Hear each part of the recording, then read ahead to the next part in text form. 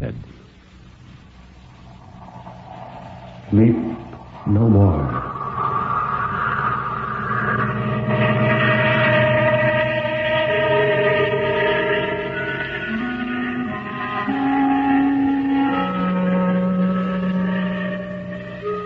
Sleep no more. Turn down the lights. Sink back in your chair and don't look into the shadows. In the shadows, there may be moving things. Tonight, it may be, you will sleep no more.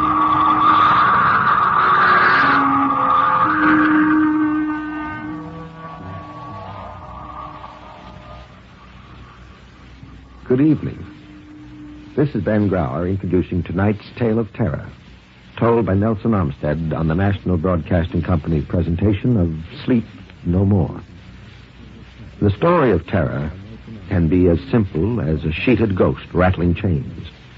It can be a complex and hidden world of horror, lurking in such unholy dimensions as only the dead and the moonstruck can glimpse. Or it can be those terrible, fathomless shadows which lie buried deep in the primitive mind of civilized man. And for this evening, well, Nelson Armstead, tell us about this evening's story. Thank you, Ben. For some reason, which our psychologists probably know all about, there are not many stories by women authors of the type we like to tell on Sleep No More. But tonight, we're going to open with a story by one of our finest women writers, Catherine Ann Porter. From her collection of tales called Flowering Judas, the story is entitled The Jilting of Granny Weatherall. Doesn't sound much like a ghost story. It's not, Ben, but wait till you hear it.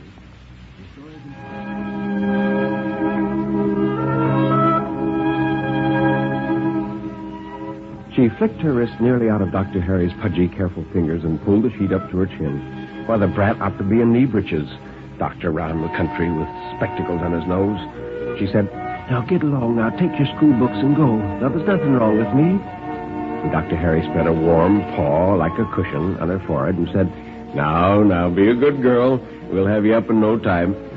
"That's no way to speak to a woman nearly 80 years old just 'cause she's down. I'll have you respect your elders, young man."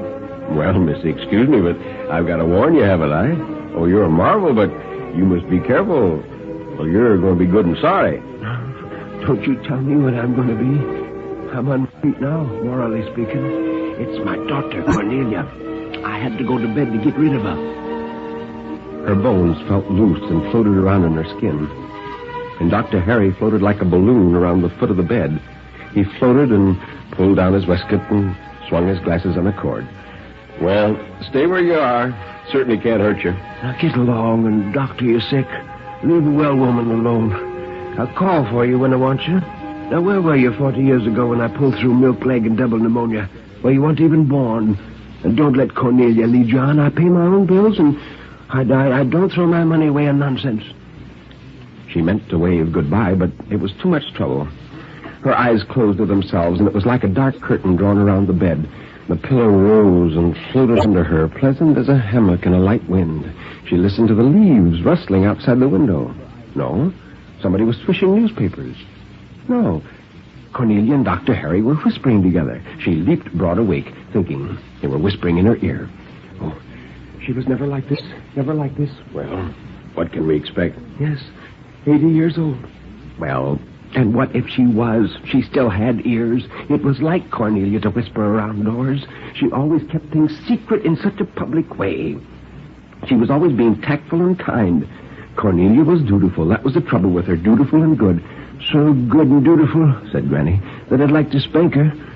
She saw herself spanking Cornelia and making a fine job of it. "What did you say, Mother?" Granny felt her face tying up in hard knots. "Can't a body think, I'd like to know?" "I thought you might want something." "I do. I want a lot of things. First off, go away and don't whisper." She lay and drowsed, hoping in her sleep that the children would keep out and let her rest a minute. It had been a long day. Oh, not that she was tired. There's always so much to be done. Now, let me see. Tomorrow. Tomorrow is far away, and there's nothing to trouble about. Things were finished somehow when the time came. Thank God there was always a little margin left over for peace.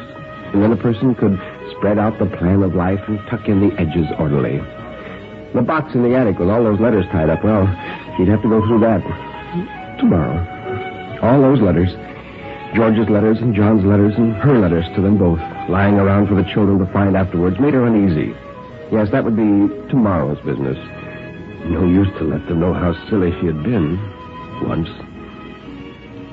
While she was rummaging around, she found death in her mind, and it felt clammy and unfamiliar. She had spent so much time preparing for death, there was no need for bringing it up again. Let it take care of itself now. When she was 60, she had felt very old, finished, and went around making farewell trips to see her children and grandchildren with a secret in her mind. This is the very last of your mother, children. And then she made her will and came down with a long fever. That was all. Just a notion like a lot of other things. But it was lucky, too, for she, once and for all, got over the idea of dying for a long time. Now, she couldn't be worried. She hoped she had better sense now. Her father had lived to 102 years old and had drunk a noggin of strong, hot toddy on his last birthday. He told the reporters it was his daily habit, and he owed his long life to that. He'd made quite a scandal and was very pleased about it. Granny believed she just plagued Cornelia a little. Cornelia? Cornelia? No footsteps, but a sudden hand on her cheek. Oh, bless you. Where have you been? Here, Mother. Well, Cornelia, I was noggin of strong hot toddy today. Are you cold, darling? I'm chilly, Cornelia. Lying in bed stops the circulation. I must have told you that 1,000 times. Well, she could just hear Cornelia telling her husband that Mother was getting a little childish and they'd have to humor her. The thing that most annoyed her was that Cornelia thought she was deaf, dumb, and blind. Little hasty glances and tiny gestures tossed around her and over her head, saying, "Now don't cross her, let her have her way. She's 80 years old." And she's sitting there as if she lived in a thin glass cage. Sometimes Granny almost made up her mind to pack up and move back to her own house where nobody could remind her every minute that she was old. Wait, Cornelia, till your own children whisper behind your back. In her day, she had kept a better house, and she had got more work done. She wasn't too old yet for Lydia to be driving 80 miles for advice when one of the children jumped the track. And Jimmy, he still dropped in and he talked things over, saying, "Now, Mammy, you've got a good business head. I want to know what you think of this." And old Cornelia couldn't change the furniture around without asking. Little things. Oh, they'd been so sweet when they were little. Granny wished the old days were back again, with the children young and everything to be done over. It had been a hard pull, but not too much for her. When she thought of all the food she had cooked and all the clothes she had cut and sewed and all the garden she had made, well, the children showed it. There they were, made out of her, and they couldn't get away from it. Sometimes she wanted to see John, her husband, again and point to them and say, "Well, didn't do so badly, did I?" But that would have to wait. That was for tomorrow. She used to think of him as a grown man, but now all the children were older than their father, and he would be a child beside her if she saw him now. It seemed strange, and there was something wrong in the idea. Why, he couldn't possibly recognize her. She had fenced in 100 acres once, digging the post holes herself and clamping the wires with just a boy to help. That changed a woman. John would be looking for a young woman with the peaked Spanish comb in her hair and a painted fan. Digging post holes changed a woman. Riding country roads in the winter when women had their babies was another thing, and sitting up nights with sick horses and sick help and sick children, and hardly ever losing one. John, I hardly ever lost one of them. John would see that in a minute. That would be something he could understand. She wouldn't have to explain anything. It made her feel like rolling up her sleeves and putting the whole place to rights again. No matter if Cornelia was determined to be everywhere at once, there were a great many things left undone in this place. She would start tomorrow and do them. It was good to be strong enough for everything, even if all you made melted and changed and slipped under your hands, so that by the time you finished, you almost forgot what you were working for. What was it I set out to do? She asked herself intently, but she could not remember. The pillow rose about her shoulders and pressed against her heart, and the memory was being squeezed out of it. Oh, push down the pillow, somebody. It'd smother her. She tried to hold it. Such a fresh breeze blowing, and such a green day with no threats in it. She remembered that day she was to marry George, and he had not come. What does a woman do when she has put on the white veil and set out the white cake for a man and he doesn't come? She tried to remember. That day was hell. She knew hell when she saw it. For 60 years she had prayed against remembering George and against losing her soul in the deep pit of hell. And now the two things were mingled in one. And the thought of him was a smoky cloud from hell that moved and crept in her head when she had just got rid of Dr. Harry and was trying to rest a minute. Wounded vanity, said a sharp voice in the top of her mind. Don't let your wounded vanity get the upper hand of you. There are plenty of girls get jilted. You were jilted, weren't you? Then stand up to it. Her eyelids wavered and let in streamers of blue-gray light like tissue paper over her eyes. She must get up and pull the shades down or she'd never sleep. She was in bed again and the shades were not down. Now, how could that happen? Better turn over. Hide from the light. Sleeping in the light gave you nightmares. Father, how do you feel now? Hepsy? George? Lydia? Jimmy? No, Cornelia. And her features were swollen and full of little puddles. Go wash your face, child. You look funny. Instead of obeying, Cornelia knelt down and put her head on the pillow. She seemed to be talking, but there was no sound. Well, are you tongue-tied? Whose birthday is it? You going to have a party? Oh, no, Mother. Oh, no. No, what, Cornelia? Here's Dr. Harry. Now, I won't see that boy again. He just left 5 minutes ago. That was this morning, Mother. It's night now. Here's the nurse. This is Dr. Harry, Granny Weatherall. I never saw you look so young and happy. Well, yes, I'll never be young again. But I'd be happy if they'd let me lie in peace and get rested. She thought she spoke up loudly, but no one answered. A warm wreath on her forehead, a warm bracelet on her wrist, and a breeze went on whispering, trying to tell her something. A shuffle of leaves in the everlasting hand of God. He blew on them, and they danced and rattled. Yes, there was something Granny wanted. She would like again to see George, who jilted her 60 years ago. I want you to find George, Cornelia. Be sure to tell him I forgot him. I want him to know that I had my husband just the same and my children and my house like any other woman. A good house, too, and a good husband that I loved, and fine children out of him. Better than I'd hoped for, even. Tell him I was given back everything he took away and more. Oh, no. Oh, God, no, there was something else beside the house and the man and the children. Oh, surely they were not all. Her breath crowded down under her ribs and grew into a monstrous, frightening shape with cutting edges. It bored into her head, and the agony was unbelievable. Yes, John, get the doctor now. No more talk. My time has come. When this one was born, it should be the last. It should have been born first, for it was the one she truly wanted. She was strong, and in 3 days, she would be as well as ever. Better. Mother, do you hear me?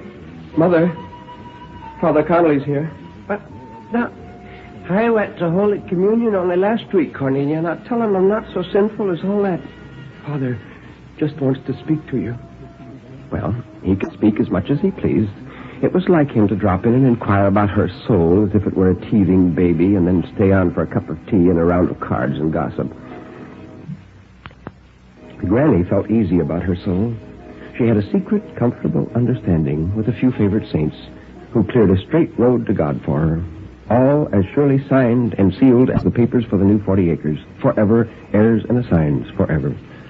So there was nothing to worry about anymore, except sometimes in the night one of the children screamed in a nightmare, and they both hustled out, shaking and hunting for the matches and calling, "There, now, wait a minute, here we are. John, get the doctor. Hepsy's time is coming." But there was Hepsy standing by the bed in a white cap. "Cornelia, tell Hepsy to take off her cap. I can't see her plain." Her eyes opened very wide, and the room stood out like a picture she had seen somewhere.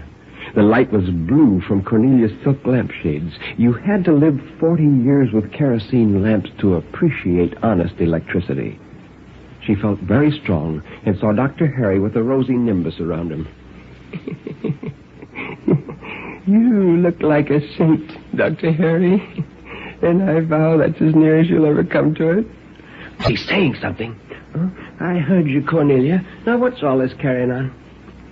Cornelia's voice staggered and bumped like a cart in a bad road. Granny put her hand in the bosom of her dress and pulled out a rosary, and Father Connolly murmured Latin in a very solemn voice and tickled her feet. Good Lord, will you stop this nonsense? I'm a married woman. What if George did run away and leave me to face the priest by myself? I found another whole world better. I wouldn't have exchanged my husband for anybody except St. Michael himself, and you may tell him that for me with a thank you in the bargain. Light flashed on her closed eyelids, and a deep roaring shook her. Cornelia, is that lightning? I hear thunder. There's going to be a storm. Close the windows. Call the children in. Mother, here we are, all of us. Is that you, Hepsy? Oh, no. I'm Lydia. We drove as fast as we could. Their faces drifted above her, drifted away. The rosary fell out of her hands, and Lydia put it back. Jimmy tried to help, and Granny closed 2 fingers around Jimmy's thumb. Beads wouldn't do. It must be something alive. So, my dear Lord, this is my death, and I wasn't even thinking about it. My children have come to see me die, but I can't. It's not time. I wanted to give Cornelia the amethyst set, and Cornelia, you're to have the amethyst set, but Hapsy's to wear it when she wants. And Dr. Harry, do shut up. Nobody sent for you. Oh, my dear Lord, do wait a minute. I meant to do something about the 40 acres. Jimmy doesn't need it, and Lydia will later on with that worthless husband of hers. And I meant to finish the altar cloth and send 6 bottles of wine to Sister Borgia for her dyspepsia. Father Connolly, now don't let me forget. Oh, Mother. Oh, Mother. Oh, Mother. I'm not going, Cornelia. I'm taken by surprise. I can't go. You'll see Hepsy again. Granny made a long journey outward looking for Hepsy. What if I don't find her? What then? Granny's heart sank down, and there was no bottom to death. She couldn't come to the end of it. The blue light from Cornelia's lampshade drew into a tiny point in the center of her brain. It flickered and winked like an eye. Quietly it fluttered and dwindled. Granny lay curled down within herself, amazed and watchful, staring at the point of light that was herself. Her body was now only a deeper mass of shadow in an endless darkness, and this darkness would curl around the light and swallow it up. God, give a sign. For the second time, there was no sign. Again, no bridegroom, and the priest in the house. She couldn't remember any other sorrow because this grief wiped them all away. Oh, no, there's nothing more cruel than this. I'll never forgive it. She stretched herself with a deep breath and blew out the light.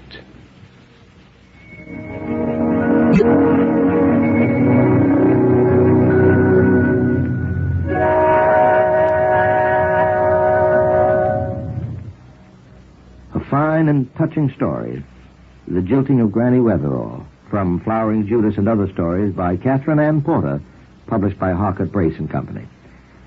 Now here is Nelson Armstead to introduce our second story for tonight. Mr. Armstead? As a change of pace, Ben, I have a little shocker here by Paul Ernst.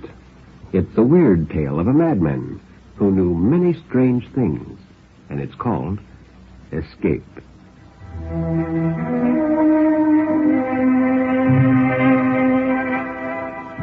He had the oddest form of insanity I've ever seen. Of course, I hasten to add, I hadn't seen much. Oh, I'd been through an asylum once before, as now, to get a story for my paper on treatment and conditions of state inmates, and that was all. On that former trip, I'd witnessed nothing like this, nor had I, till now, on this trip. The man didn't look insane. So often they don't. He was a medium-sized chap with gray in his hair and a look of sadness on his thin, mild face. A look of sadness and determination. Neatly dressed, precise of movement, he was very busy in his cell. He paid no attention for a while as the guard and I stood at the bar door and watched him. He was building something. He would pick up a tool, adjust it carefully, work with all the delicacy of a watchmaker for a moment. Then he would lay the tool down and pick up the gauge and check his work, all very accurate and careful. The only thing was that you couldn't see what he was building. And you couldn't see any tools, nor gauges, nor workbench. There was nothing in the cell but the man and a bolted-down cot and chair. Now, he was boring a hole, obviously a very small hole, with a tiny metal drill equipped with an egg beater handle. Now he was just touching the surface with a file. Now he was sawing something else, after which he took the sawed part from an imaginary workbench and tried it in its place, whatever and wherever that was. Each little period of accurate workmanship ended with a trip 4 steps to his left to a corner of his cell which was bright with sunlight. It was uncanny. There simply ought to have been something there, a cabinet, a chair, or whatnot, and there wasn't. For the first time acknowledging our presence there, he said, "Hello, Nick." "Well, hello," said the attendant. Meet Mr. Frere, Mr. Gannett. Mr. Frere's with the newspaper." "Oh?" "Yeah. How are you doing with your what's-its, Mr. Gannett?" "Oh, pretty well. This devil of a floor isn't quite level. It's 3/32 of an inch to a foot off. Yes. I have to allow for that in every line and angle, and it makes it needlessly difficult." "Well, what is it you're building? You won't tell any of us, but won't you tell Mr. Frere for his newspaper story?" Oh, there it is. See for yourself." Well, as we walked away, I asked the attendant, "Has he been going through that set of motions very long?" "Well, started right after he got here. That was a year ago. Oh, some days he works only a few hours, and sometimes all day long and up until lights out at night." "Well, has anybody ever felt around that corner where he spends his time?" "Hey, boy, easy now. Pretty soon we'll be sending a wagon for you." "Come on, has anybody?" "Well, no. That's the one thing that brings out Gannett's kink. If anybody gets too close to that corner, he gets quite violent, so we don't even clean there. We're trying to cure these folks, not upset them needlessly."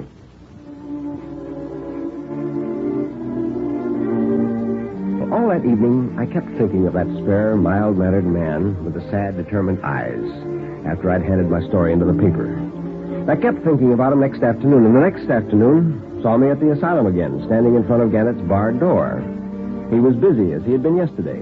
And, as he had done yesterday, he paid no attention to observers at his door at first. But finally he spoke, without looking up from his task. "Hello, Frere." "Hello." "You come for another story?" "Well, in a way." I don't see how you stand it." "Well, who?" "You." "Stand what?" "Your work. Madness and despair of humanity, that's your stock and trade, no? You deal in war and famine and flood and social injustice and political and civil brutalities. They're the intimate facts of your life. I don't see how you can live among such things. I can't even read about them." "Well, Mr. Gannett, whether you face the facts intimately or not, they're still facts and they're still there. You can't avoid them."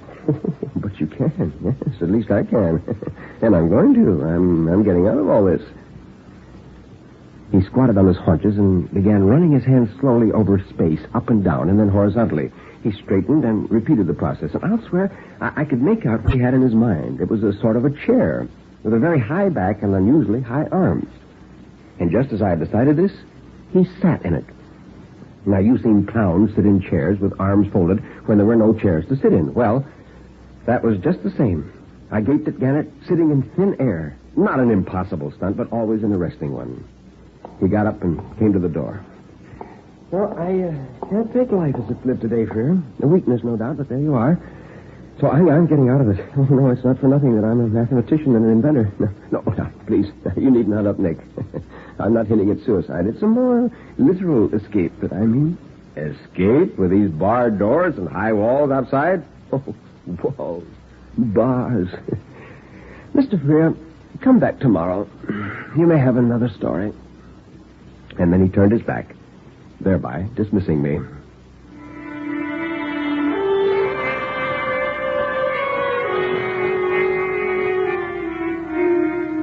I wasn't coming back anymore. I didn't want to see Gannett again. He was such a nice little guy, but next week saw me knocking for admittance a third time, summoned by a call from Nick. Nick said, "Well, I've got an exclusive for you if you want it, an escape. I don't know that it's very important, but we've never had one before. That might make it worth a couple of inches." "An escape?" "Yeah, your man, Gannett." "So he did it. But how?" "Well, suppose you tell me." "In the night?" "No. A little while ago in broad daylight.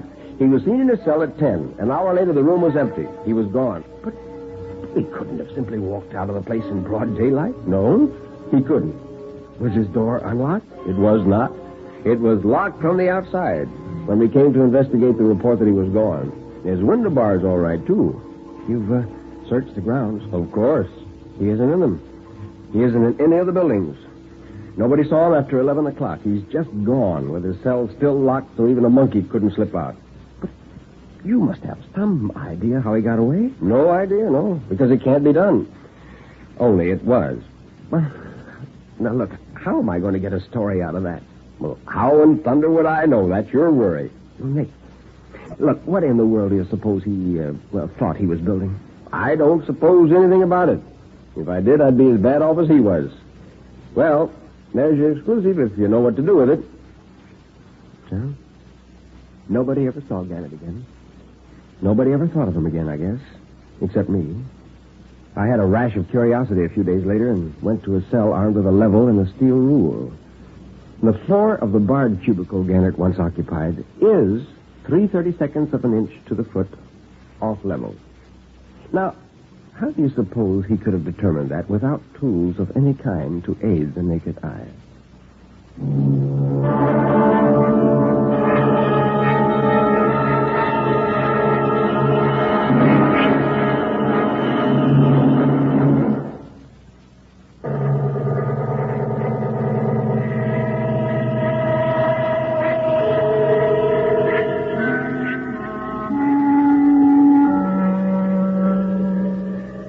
You can turn up the lights now. You can look around you. Nobody is there, really. Everything is all right, isn't it?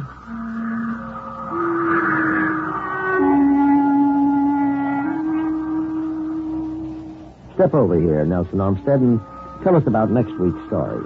Ben, next week I plan to offer two particularly good stories. Banco's Chair by Rupert Croft Cook is the story of a detective who calls upon a ghost to help him solve a murder. However, it turns out to be an eerie experience for everyone. The second is by Guy de Maupassant, entitled A Coward. Don't forget to be with us next week.